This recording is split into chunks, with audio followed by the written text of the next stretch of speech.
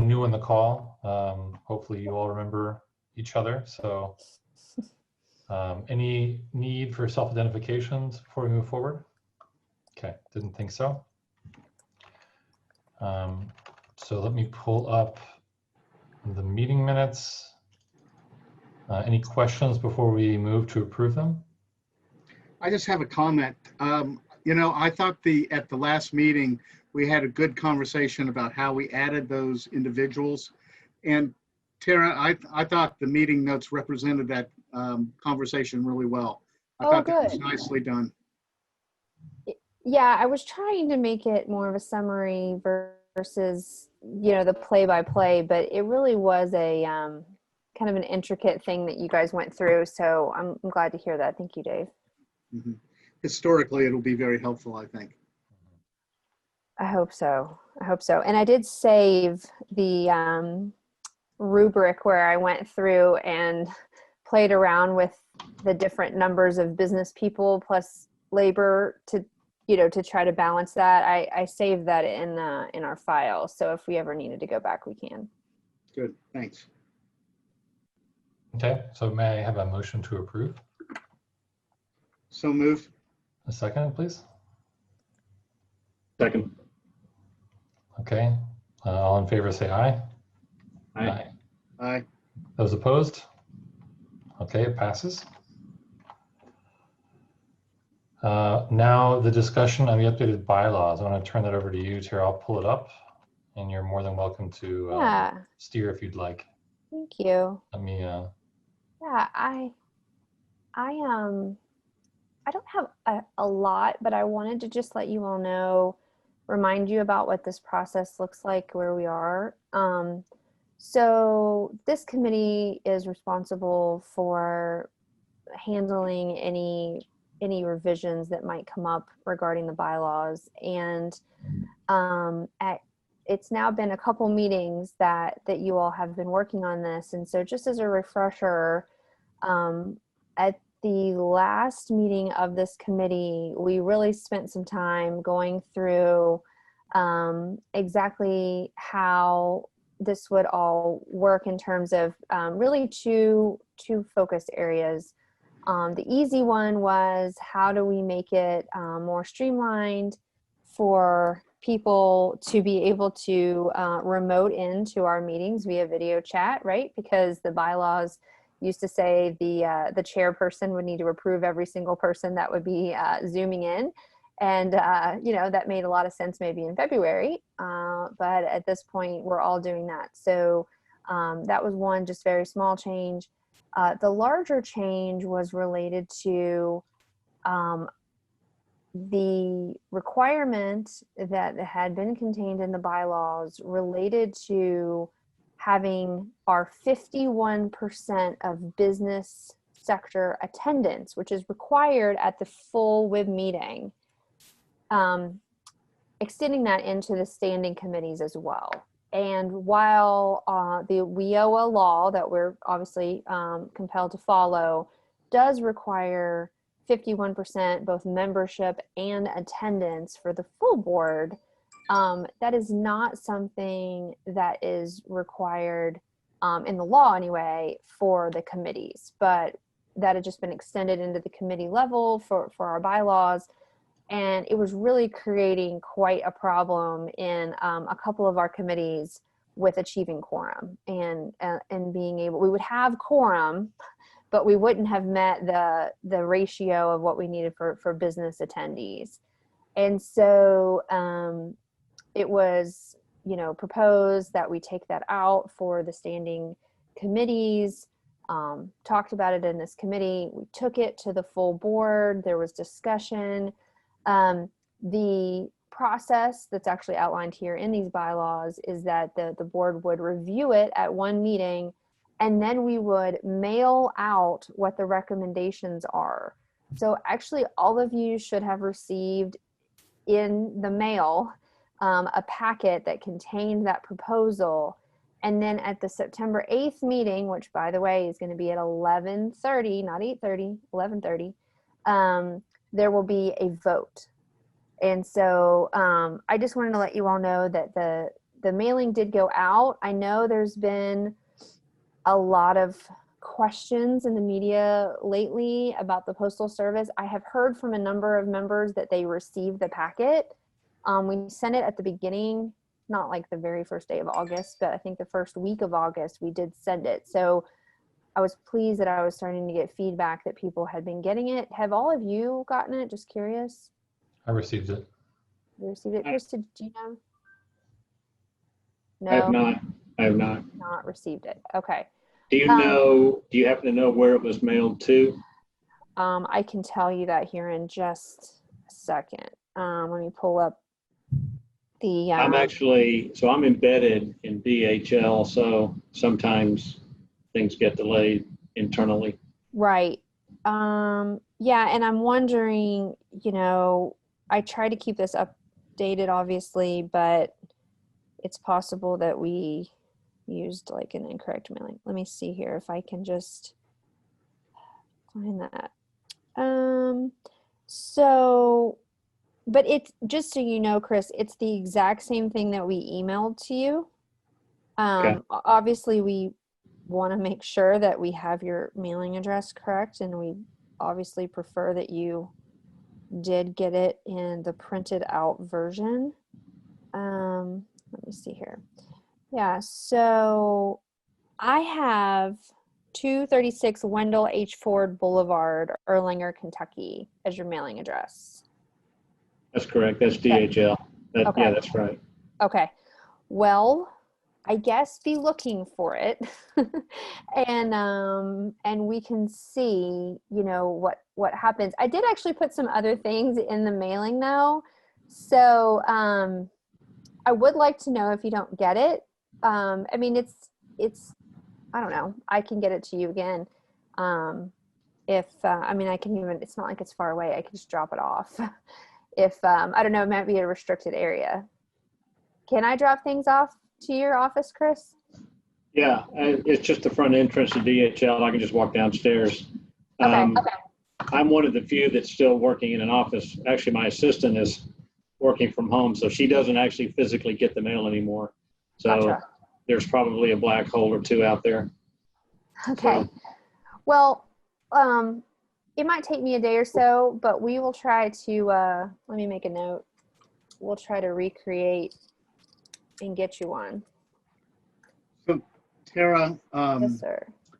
also, I received mine at my address. However, it was addressed to a guy named John Baines. Was it really? It was, yeah. Oh, no. We have a pretty good relationship with the postman. But it was an aspirational mailing for you, Dave. thanks, appreciate it, John. Yeah. So it was John's name, but your address? That's correct. Mine was my name and my address, so. It was? Yeah. Okay. Well, hopefully that was I can actually check on that. That could have been just a cut and paste error. Yeah. Huh. It's right on my spreadsheet, so that makes Perfect. me nervous though. And you and John are not next to each other. I thought John can't say I didn't look that closely and I don't have the envelope anymore, but I do have the packet. Okay. So I did receive it. I think you would have noticed if it has somebody else's name on it. Maybe. You're being generous for me. Okay. Well, I don't get a lot of mail, so. Right. And especially my work address, it's most of what goes there is not very useful, so. I don't think I saved the envelope. Okay. Well, we had I'll just put it this way, that I entrusted it to others, but obviously I attempted to provide sufficient information that would not have happened, but I apologize, Dave. I'm glad that you're. No problem. I just wanted to let you know that there was Oh geez. I got the copy. It was fine. Okay. Tara, Chris, I just want to will comment get about another the one. business attendance quorum. I don't Yes, honestly sir. recall that ever being captured. Now, I wasn't Yeah. as aware of it perhaps, but I certainly Yeah. have been on the MBO for a while, and we never really talked about that. So when you brought it up to me for the spreadsheet development, I was kind of puzzled, and I didn't remember seeing that until today. So anyway, Yeah. I just want to throw that out there because I don't think we did that religiously at the full WIB meetings in the past. Yeah. Well, I will say that I did an exercise with the spreadsheet that you provided to me, where I actually went back through fiscal year 20 and actually put all of the past attendance into it so that I could play around with it as a spreadsheet and try to see, like how it works. Just for those of you that we haven't talked about this yet. Why don't I share that and we can talk about that. We'll come back to the bylaws. Well, actually, do you want me to share the one that I updated? Well, sure. Let me walk through why we did this and what it's trying to tell us. So as we've talked about in this group, the current sort of tools, spreadsheets, what have you, have been a little hard to read and it's pretty busy. And what I wanted to do was create something for Tara and the staff to make it a little bit easier, and also for us to look at this a little more clearly. So, hold on. Maybe. So this is meant to show whether people have highlight who is yet to RSVP. So the column for RSVP is telling you whether or not they have responded, and this is purposely in the calendar invite, because that is our request, is that they respond to the calendar invite. And hopefully if they can no longer attend, they will change their RSVP in that. But ahead of the meeting, however much time Tara wants to give, if there are people who are highlighted in red here, it gives her the flag to say, or someone else the flag to say, go follow up and find out if they're going to attend or not. What's the difference between a shaded cell and the letter N, like no? So no means they can't attend, which means we know that they can't attend. So we do not need to follow up with them.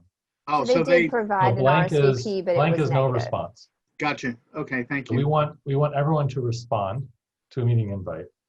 And there is then color coding at the bottom that shows what our quorum would need to be. So the status is saying whether they're active or inactive. So Jennifer Penapinto was a member before, so we have history of her attendance in the past. But as she's inactive now, we're not looking for a response from her, but she's still in that list. So we can also get rid of that if we don't want that clutter anymore. So we know for quorum, we need 18 total, and 10 of those must be from the business category. So there is some sort of color coding to this that if it's yellow, we should make quorum, but that assumes people attend per their RSVP. Not often the case that we have 100% attendance relative to how people RSVP. So if this were 13, it would turn green, for example. Like, let's put Rhonda as a yes, and Dean as a yes. There we go. So now we know we're safe for quorum. And then the other side is whether they were present at roll call. And I've added the option to just say yes or Zoom. So let's give Mr. Stafford attended. No, I could not think of what Z stood for. Zoom. Obviously, Zoom. Yeah. We could change it to B for only generic, but it's hard coded in the conditional formatting, so we're just not quite as easy as I could make it if we want to build more flexibility in the tool later. No, Z is just fine. And then as we go forward, because we don't really care about what happened 12 years ago, you can just simply hide the columns as we move things to archive. But the idea here is that when we review this as a group, we'll have several months of meetings, and we'll be able to look at maybe where our attendance history has not been very good for specific members. So like Rhonda has been a discussion in the past, not attending here, not attending here. And again, this is fake data, so this is not meant for actual discussion. I wanted to educate on the tool. Tara should have, I guess it sounds like, real data for us to review, but my first question is, did you feel we needed to change this? And if so, do you feel this addresses the change you were hoping to have? This is to you, to Dave, and to Chris. So this seems pretty logical, John. Does it work in conjunction with the table that Tara's using, or is it an additional step? Okay, so I thought about how to combine those two and to have some intelligence between them, and decided not to go that route, at least at this point. So if I pull up and share that for 1 second.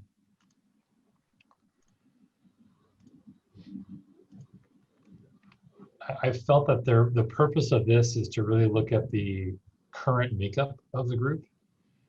And as I tried to look on this, what was information that was maybe harder to use or kind of overwhelming, like there's a lot in this sheet, I decided not to make any changes to it. So for example, I thought about combining counties into a more intelligent single column. The problem here is we have organizations that reflect multiple counties. And there's really not a great way to do that in Excel in that regard. So unless we wanted to look at just primary location, I didn't want to change that. We would have the opportunity in industry to bring this down to a single one by using letter codes for that, just to condense this. And on this side, I have always struggled with how to read this a little bit more. There might be a better way to make more like current term and what term they're in as the flag. But again, I feel like this sort of stands on its own relative to the attendance side. So I was actually, and I agree completely, John. I guess I was talking about the other document that was attached to the meeting request today. So it would replace it. This would replace that one, right? Yeah, sorry, let me go back. Let me go back to this. So I sent this to Tara as a beta test to see if she liked this, if she felt she understood it, if she could try to break it. And this is for the full WIB. We would then have multiple tabs on this for the committees as well. So it would replace the existing sheet. Okay.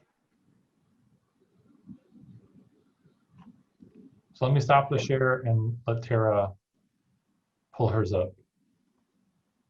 Yeah. Chris, So, any thoughts on your side? And I was just going to say it's didn't take me long to get oriented to it, so it's simple and straightforward. Okay. I like it. Yeah. okay. So I tend to agree. I looked at the one that Tara included, and I had to look at it for a little while to understand what it meant. So I think the one that you suggested maybe is a little bit more intuitive.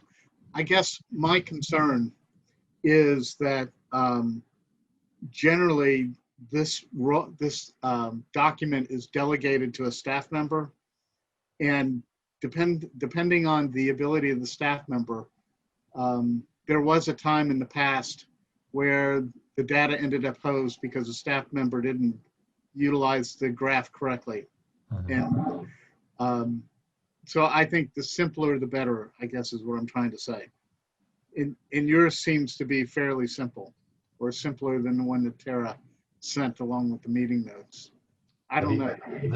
There are some things that if you're not a more advanced user of Excel in the way that I built it today, you can screw it up. But I can build protections in for that so that it's not bulletproof, but hard to screw up. Yeah. So basically, adding a new month is requires some technique or some training, but I can make that so that it's actually fairly easy to do that.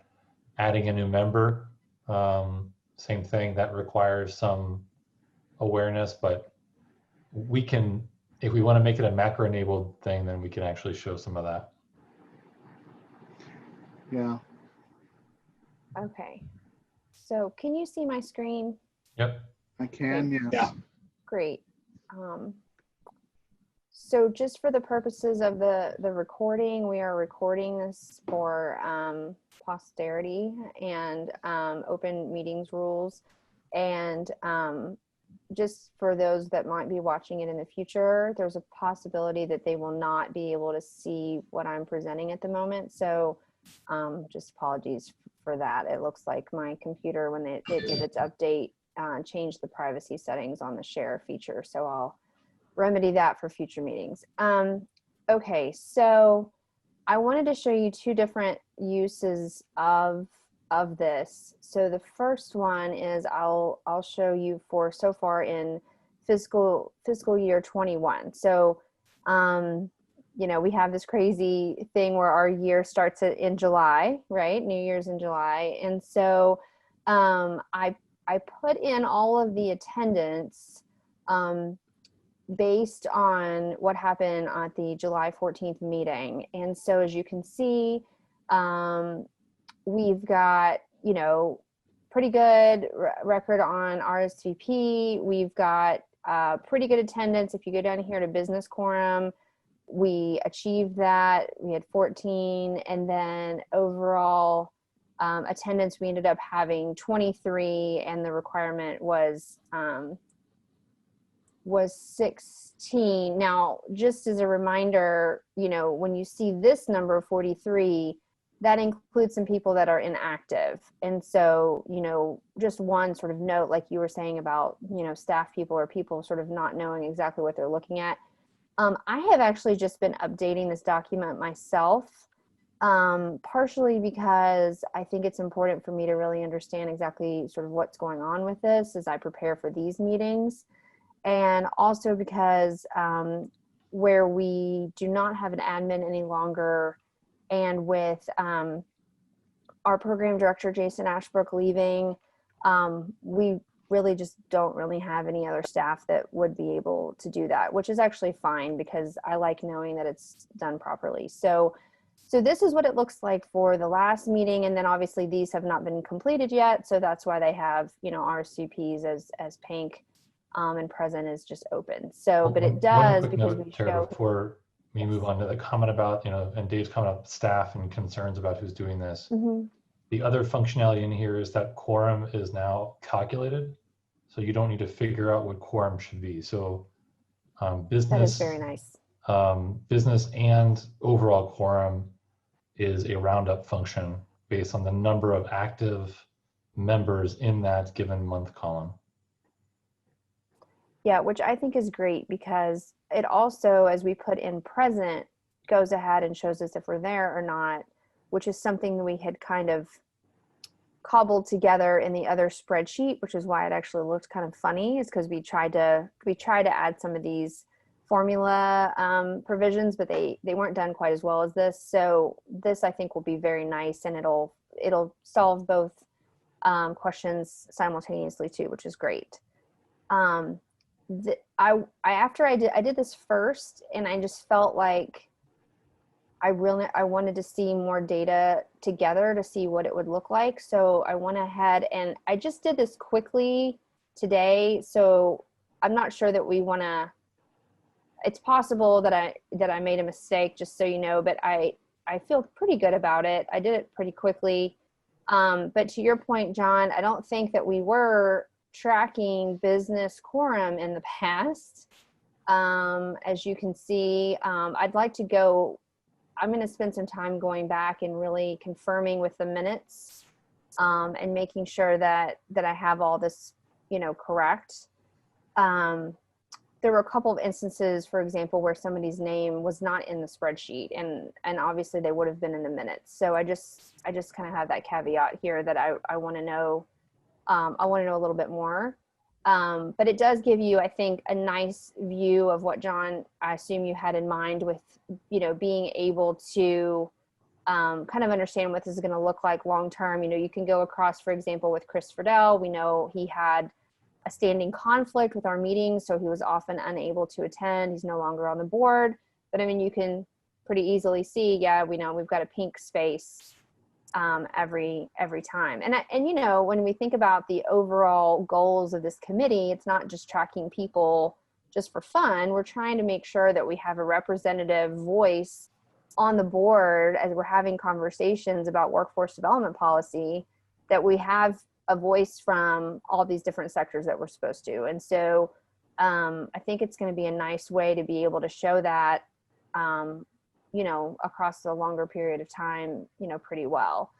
We weren't previously, well, I'm not exactly sure how we were previously tracking RSVPs.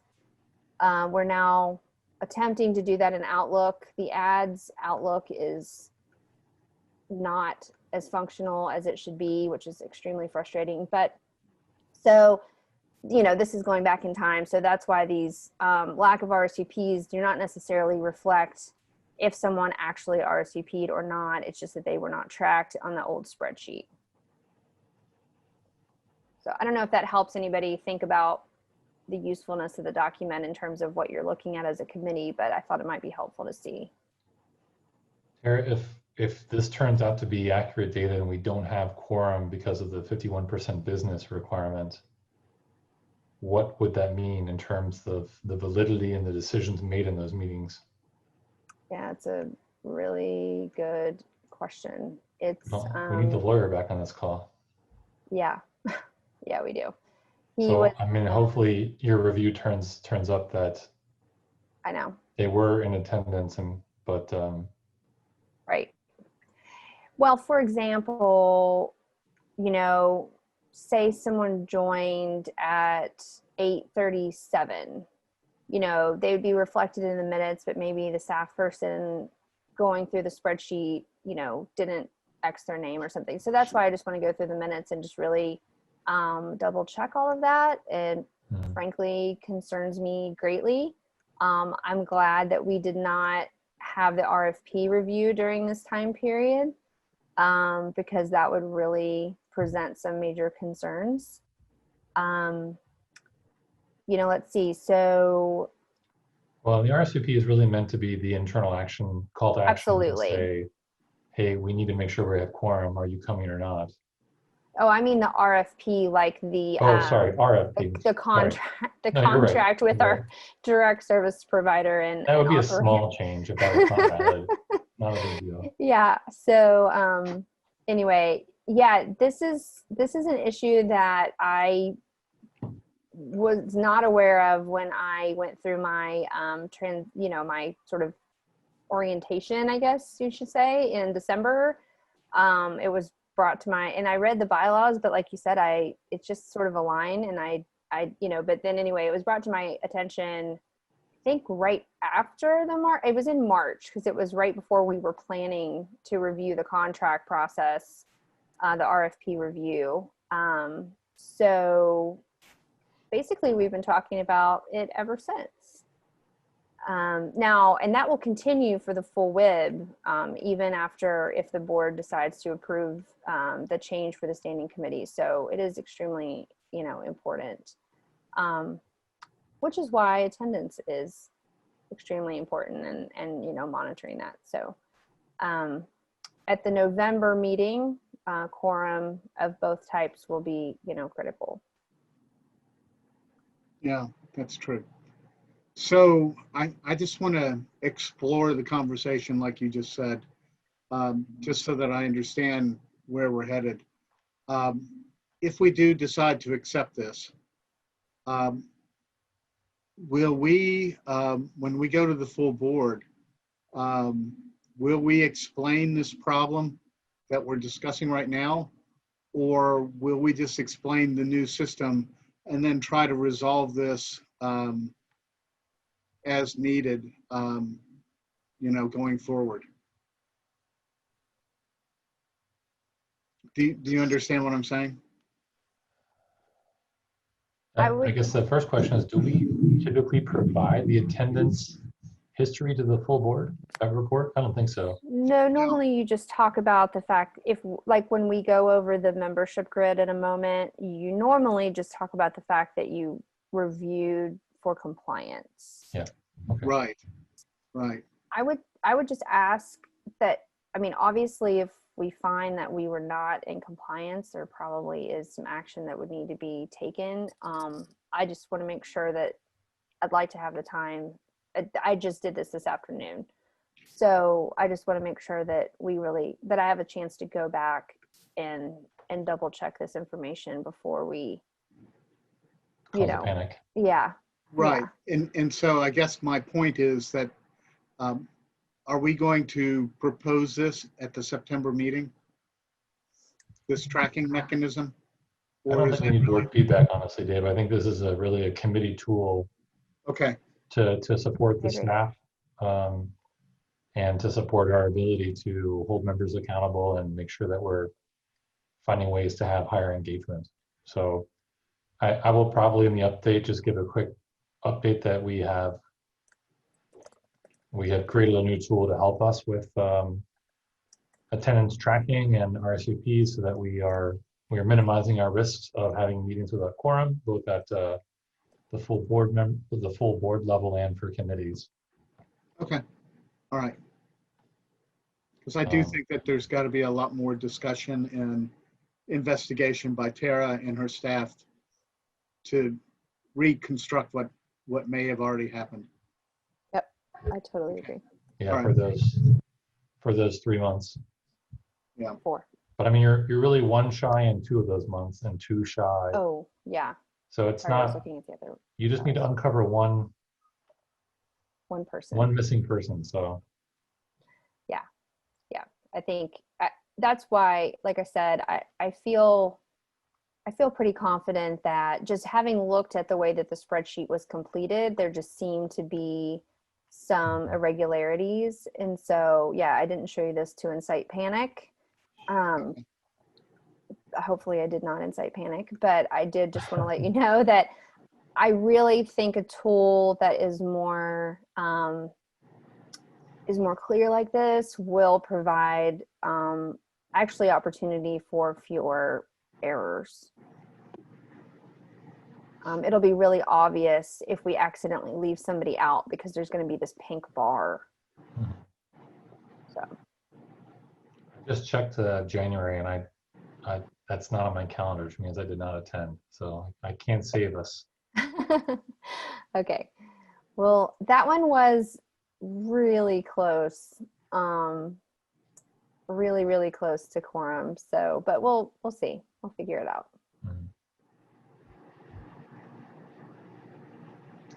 Well, I like the tool that you did, John.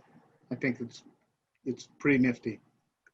Well, Tara, if you want to send this back to me because you've got this in there, I will make the corrections for usability and send it back to you so that it's a little more robust with some instructions on how to add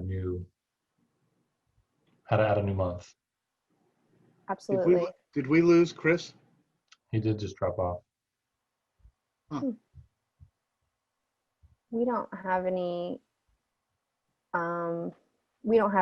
action to take. And I did not plan to really review the big spreadsheet because we did such an extensive review last time. Okay, I had a couple of questions. Here's Chris coming back. Great. John, if you don't mind, I have just a couple of questions that I would like to ask the committee about the spreadsheet. You actually touched on a few of them when you were, oh, this is the wrong thing. I'll send it to you at a later time, John. Okay, you want to stop the share and I'll pull up I do. that way you can get this emailed out or whatever. Yeah, I was, well, stop sharing. There we go. All right, so let me pull up the big matrix.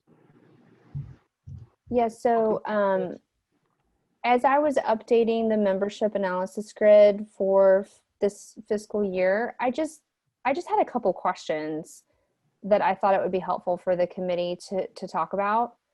And the first one actually was about this county grid that you're looking at here. So, you know, Boone, Campbell, Carroll, Gallatin, et cetera.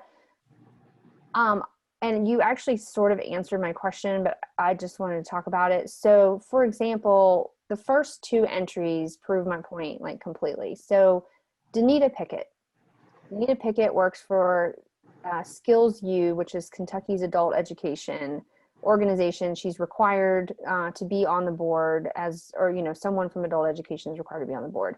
They serve every one of our 8 counties. Okay, Dr. Figueroa is with Gateway, we all know. Well, we know that Gateway, this document is how, for the most part, how I inherited it. I've just updated individual members that have come off or been added during the time that I've been with the board. So Dr. Figueroa's entry has been like this. It only lists Boone County. While we know that they cover they don't cover Carroll, or I don't think Gallatin, but the remainder of our counties, they're serving all of them, but he isn't listed that way.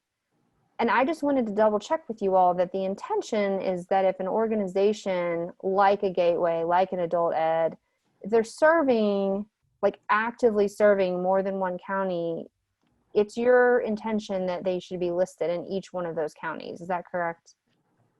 My understanding is that it's more about where they have a office presence. So Okay. Gateway is still Okay. incorrect here because they do have a campus Yeah. in Kenton. Right. The trucking or transportation school might be Campbell.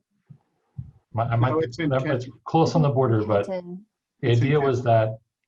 that it's not just where they are doing work, but where they actually have a physical presence. Okay. That is helpful. So where, Again, that was the intent, and we did discuss that probably a couple of years ago because there was overall inconsistency, and we felt like we were over counting counties just because of, like you said, where they do work. But obviously we do work in multiple counties, but it may not be their primary focus area. So we settled on where do they have a main office or a branch physical location. Thank you so much for that clarification. That helps me tremendously because I was really struggling with how that was being determined based on the spreadsheet. Okay, question. Well, this is not so much a question, but just an update. So we have targeted industries that we are focusing on when we are helping job seekers get into training or get into a job that we think is going to be paying, you know, a self-sustaining wage, right? So the board has selected industries that are most likely to do that. There are also industries that tend to be high demand job industries. So they are up here at the top in this white area you can see, so advanced manufacturing, et cetera. Well, one of them is construction, but for whatever reason, construction didn't have a column. So I just wanted to point your attention to the fact that I added it so that we have a new person who's on the board, Brian Bozeman, who's in the construction industry from Skanska. It is one of our target industries, but it didn't have a column, so I made one so he could have a column. So there you go. And then I also, if you don't mind scrolling, John, sort of over to where that terms area is, which, by the way, I honestly really don't understand what the column is that is midterm. I haven't been using that. I didn't see any value in that one either. Yeah, I think maybe we can take that one out. But I did just want to point your attention to the fact that, so if you look at the first term, that's when they started. Every term is 2 years. So if they're in their second term, or if they've been in the second term, then that's listed, third term, etc. So the current term expires date is not when they're completely off the board, but whenever their current term is ending. While the ones noted in blue are all individuals who are currently in their third term, and their third term will expire in this fiscal year, which would be June 30th of 2021. I bring this to your attention for a couple reasons. One, that's 7 people, so that's quite a few individuals that will be terming off. And because 2 of them are in leadership positions on the board, both Michelle Sesteric and Michelle Tyson. And so, you know, that's something that we're going to need to think about as this group in terms of who is being, you know, who is poised to maybe be able to take over those roles when they roll off. So I did want to bring that to your attention. It's not anything that we have to act on today, but definitely something to think about. We have, let's see, first we have to identify a candidate, then we have to make the ask, then we have to go through the chamber or have a nomination, and then we have to have a board, right? So we have to have at least 2 meetings to get that person through the process. Is that right? Yeah. So Well, I'd say 1 meeting, but Activity there's around still work to get that time, so it doesn't have to correspond to a meeting, but certainly it does take weeks. So I guess our drop dead date to get this person on board would be, let's see, the April meeting. Would that be right? So they start in June or July, rather? Is that right? let's see. So the committee, yeah, because the board meets in July. So if you wanted them approved by the board, it would need to be in May. So yes, May, okay. So April. April, May, which Yeah. means that we probably have just a couple of meetings before we are in trouble, I guess is what I'm saying. So I think it's great, Tara, that you brought this up. Only because while probably having Rhonda recommend somebody from Duke to take her place would be easy, filling those 2 leadership positions is going to be a dialogue, you know? So I think it's good to start putting this on the radar. Well, and in her term on the board is not over until 2022, but it is my understanding that Dana Dobbs, if I'm not mistaken, the term as chair is 2 years. And so based on what I read in the bylaws, which would mean that we'll be seeking a new chair, a new vice chair, a new treasurer, all starting July 1 of 2021. So yeah, definitely there's quite a bit to talk about. Meanwhile, if we were able to look at the county makeup again, I mean, we don't have to look at it, but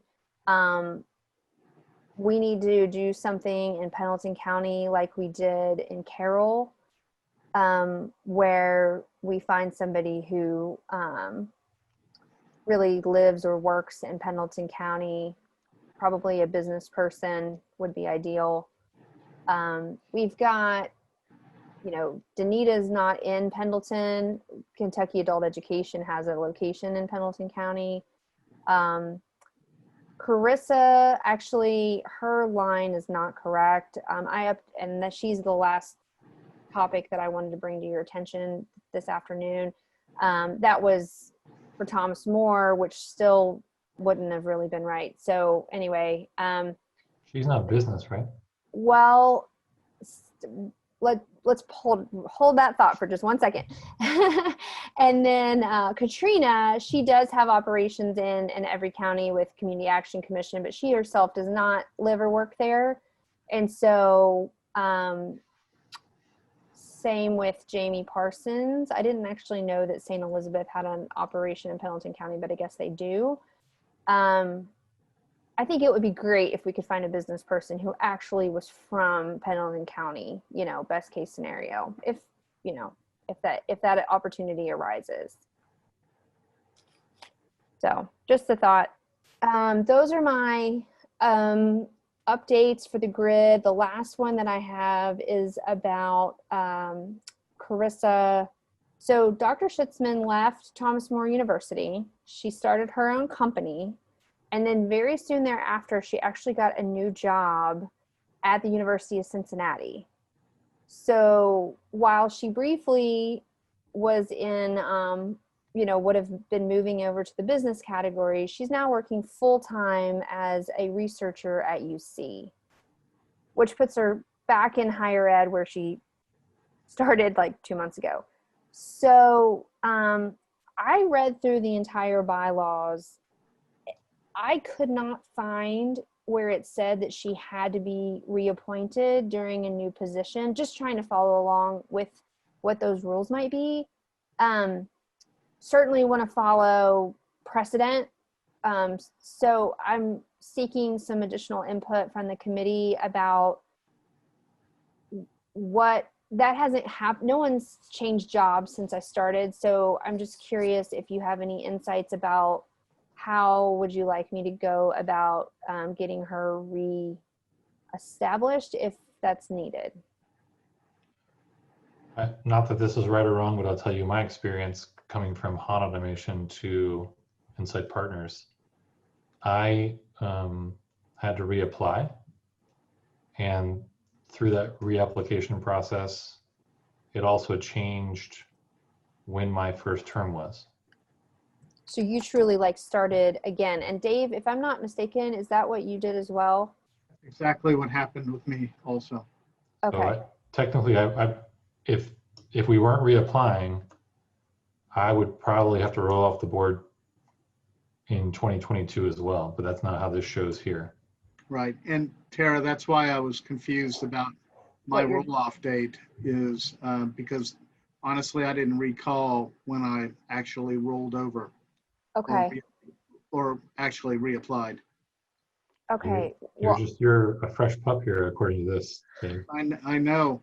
I don't I really think that- understand the reference to NA though on your So first term. that is if you came on not during a main term. So you'll see most of this is you start in Oh. July and you end in June. So that's what I But should have done for Danita. again, I think I guess we need to look at when does your term, does it really matter when you start, honestly? Like it seems to me that your count should start when you join the board, not on a fiscal year. Yeah, I guess that would be thinking if you were like filling someone else's term. I can review the bylaws if there's anything in that for that. Okay.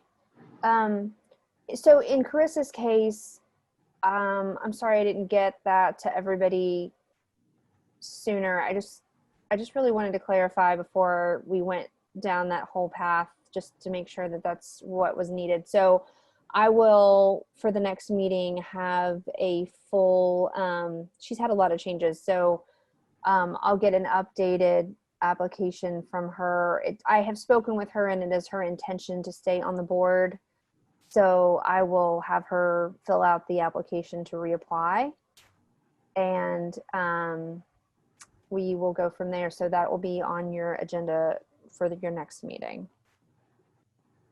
I ask that we have for the next meeting a more detailed conversation strategically on setting a schedule for these replacements in light of the executive board changes also coming up. I wonder if we should stagger somehow so that we continually have at least some seasoned individuals on the leadership teams so that we don't end up losing, 80% of the board at one time. Yeah, it looks like that effort was made when the board was originally constituted, because some of the terms were 3 years at first and then some of them were 2. Um, it is a lot of people at once, but also it's a lot of leadership coming off at once. And so definitely as you're thinking about who you want to move into new leadership roles, I think looking at where people are in their terms is a really good idea. Um, so that you don't have a situation where you're losing basically, half. I mean, there's only 7 people on the executive committee. And, so you're losing, Dana's rolling off, and then she'll of course still be, around, which is great. But then also both Michelle's are going to be just gone from the board completely. So it's nearly quorum itself, 3 people who aren't going to be on the executive committee anymore. So definitely something to think about. I would appreciate it if, Dave and I have been talking about this a lot, John, with the Business Services Committee, is how do we have people sort of thinking about what's going on while, in between meetings. And this is definitely a topic of thinking about not only new members, but who within this membership is going to be the right person to peg to ask to step forward. And so I think that would be, really helpful. And if there's anything that I can do to assist you in that, I'm happy to do it. Just, let me know if there's something in particular that you'd like to see. I guess a question to the group, to have an effective conversation and strategic plan, I feel like there would be value in bringing some additional leadership into that. So maybe a hybrid MBO executive committee discussion about that, Dave and Tara and Chris, welcome back. What are your thoughts on how to do this the right way? I like that idea, John, a lot. I wonder if we should have a pre-meeting just to make sure we know what that, what the general agenda should look like. Yeah. And then help lead those individuals through the dialogue and get their input. But I do think that expanding it makes a lot of sense. So just looking at meeting schedule opportunities, luckily I have this handout that I never have paper. We are scheduled to meet again October. The executive committee meeting is the following day in October. And the one. Well, I apologize. My bandwidth is not great, and I'm afraid I missed some of the preface to this question. Can you bring me back up to speed? Sorry. Yeah, this is, we're sort of, it's going back to, I don't know if you heard this part or not, but the concern that we have a big changeover, a big turnover in leadership positions coming. Right. And Dave wanting to be more strategic about how we discuss and create a pipeline and a timeline for when we need to address this. And my current suggestion is to have an effective discussion. It would be helpful not to just have this amongst ourselves, but to involve the current executive committee in that conversation. So right now I'm looking at dates of when we're convening again and when the executive committee convenes again. And we have our meeting on October 27th and the executive committee meetings October 28th. Normally we do not finish early in either of those meetings. So this is probably not a throw-in unless we're giving something else up in that discussion. We could certainly have,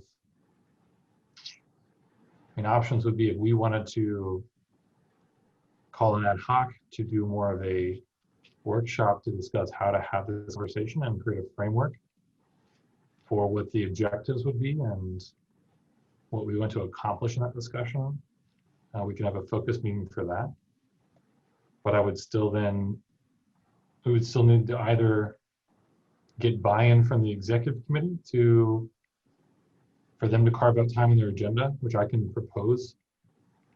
I can discuss with Dana because we are not scheduled to meet tomorrow because we don't have much to talk about. So it may be possible to add that into the discussion and then have you two attend virtually. I'm already in attendance in those meetings typically.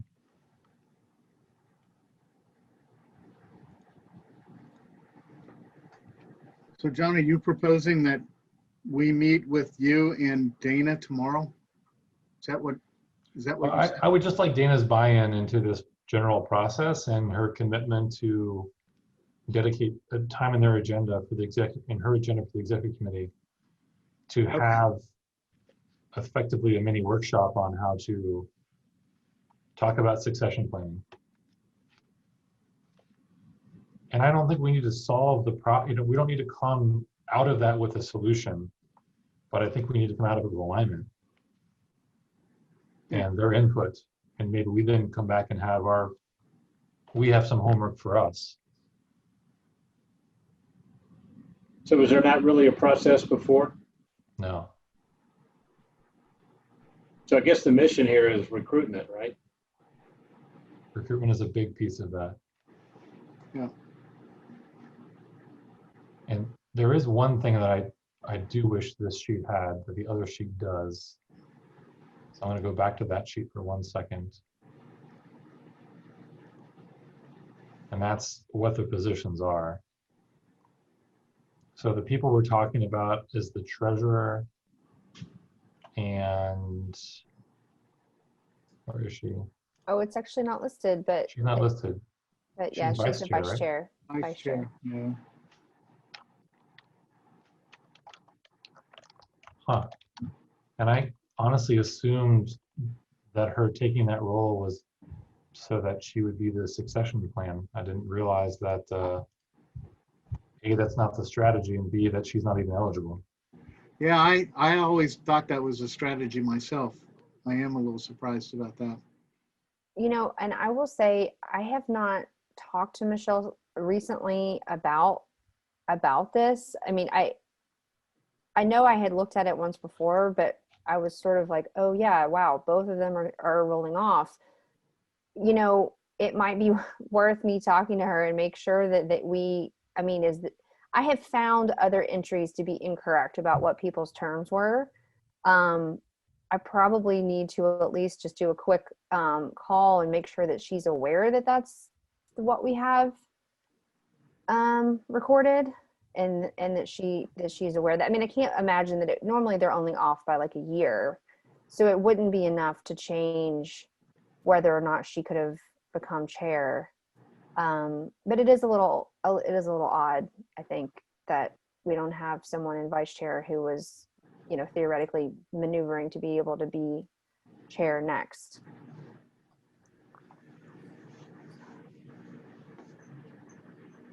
Okay, so I've given myself 2 action items. One, which is outreach to Dana, explain to her what we're trying to accomplish, and get her buy-in that we have ample time in the agenda for that 10/29 meeting. 10/28 meeting, and that we can bring the other MBO members into that who are not technically, or who are not members of the executive committee. And then we will make sure to carve out sufficient time for our October 27 meeting to develop what our goals are for that discussion and a framework for how we'll lead it.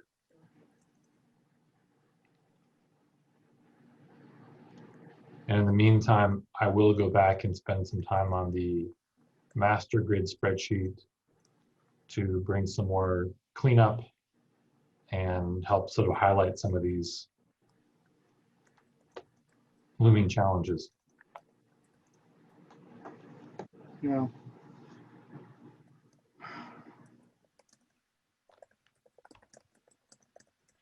Okay. Okay, I've recorded that.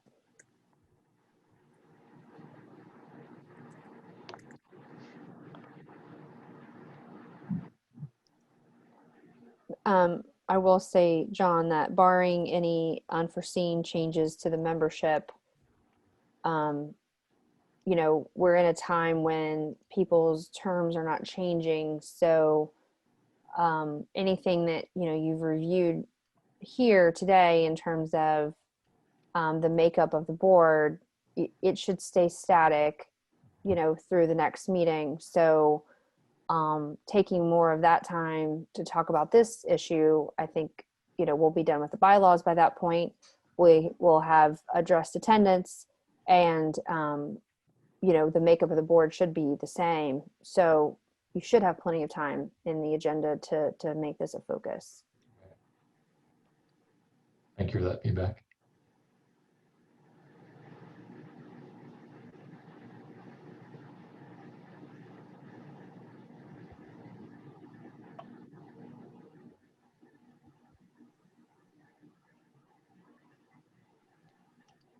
Dave, you just have to join the program and youth committee and you're all set. Pardon? I'm sorry, I was kind of looking through the bylaws. I was just saying, all you need to do is join the program and youth committee and you're all set. Oh, yeah, You right. get a Golden Star Award. Well, you know, I got a lot of time on my hands now, John, so it's okay. Okay. Well, what I'll do then is whatever I make some changes to this, I'll send it out to the full group for your feedback and thoughts, and you know, happy to take that feedback and make some changes and try things out and be very collaborative in that. I'm pretty quick in Excel, so. I think it looked good, John. Just some small changes. I think you're ready to go. Yep. All right. Okay. I think then if I go back to our agenda, there's really nothing else that we had planned to discuss.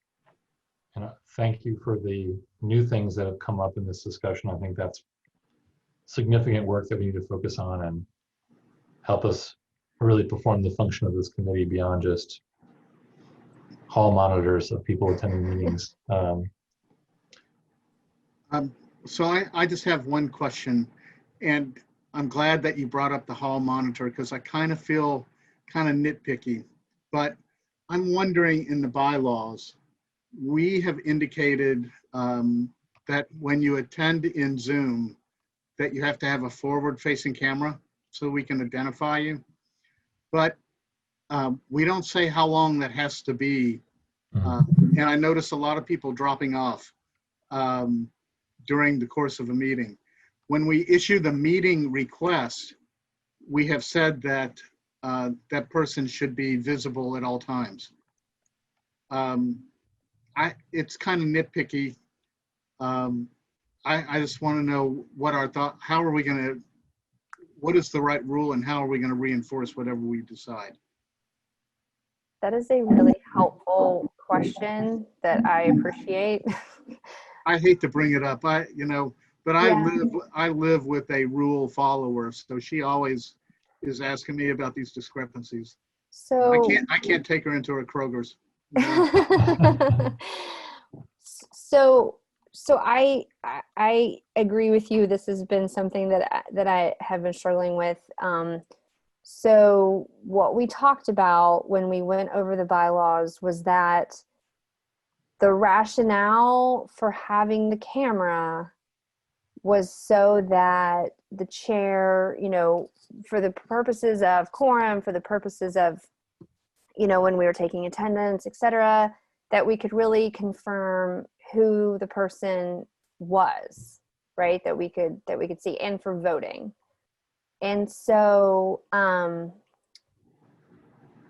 so it's kind of tricky because if someone turns off their camera, but it's just for an information session, you know, the spirit of having the camera on, you know, was for voting. Now, I think it would be reasonable, you know, potentially we've seen that person at the very beginning. We know it's them. They probably haven't changed positions with somebody over the course of the meeting. do we need to ask them to turn the camera back on? I have hesitated to be, now, just so you know, I do message people during the meeting privately in the chat feature in Zoom occasionally. If we haven't seen them at all, I do ask them to turn their camera on. But you know, if they don't,